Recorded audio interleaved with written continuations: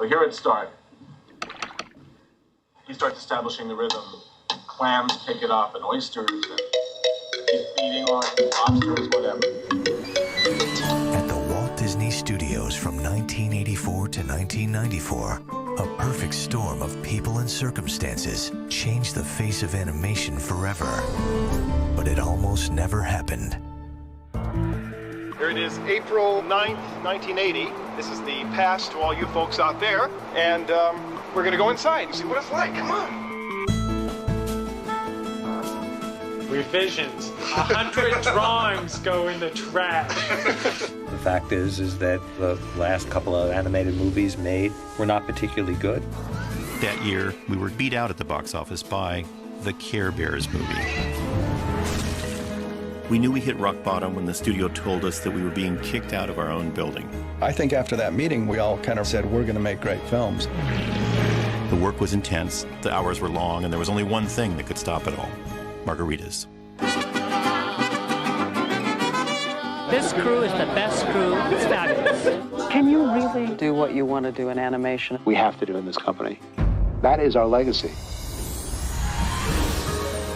From the producer of The Lion King and Beauty and the Beast comes the true story of the players. Hi, Tim. This is Tim Burton. And who are you? I'm John Lasseter. He's the cameraman. And the passion. The real heartbeat of this company was, is, and will always be the film business. That fueled one of the greatest comebacks in entertainment history. And the winner is Beauty and the Beast. Told by the people who were actually there. We were a group of artists living the dream. We went from hitting rock bottom to creating the most successful films ever. This is the story of how we got there. Waking Sleeping Beauty. What was your impression when you saw Waking Sleeping Beauty? It was really good. I remember when it came out, I got somebody called me, or I got a email from somebody that said, Mike, you're in this movie.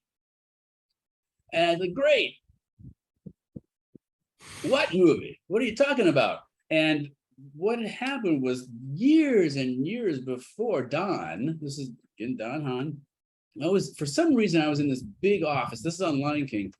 And I was in this big long office, and Don wanted to show people that, this stuff isn't done by people doing interviews. This is stuff done by people sitting in a room quietly, focusing hour after hour, day after day, week, month, year after year, right? Mm-hmm, So he set up his camera and just filmed me on Lion King, and completely forgot about this footage. This is back when you actually before phones, right? You actually still had to have film crews, and I didn't think anything of it.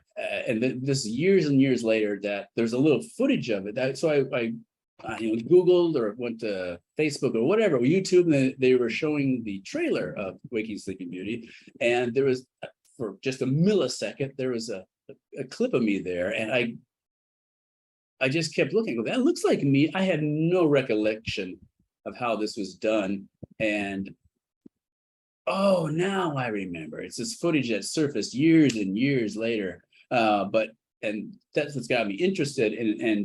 But it's really a nice little time capsule. I think Don did a great job, capturing a lot of that vibe back then that probably only he could do. But I thought it was wonderful. It's a really nice little kind of a scrapbook of memories at a very interesting time back then.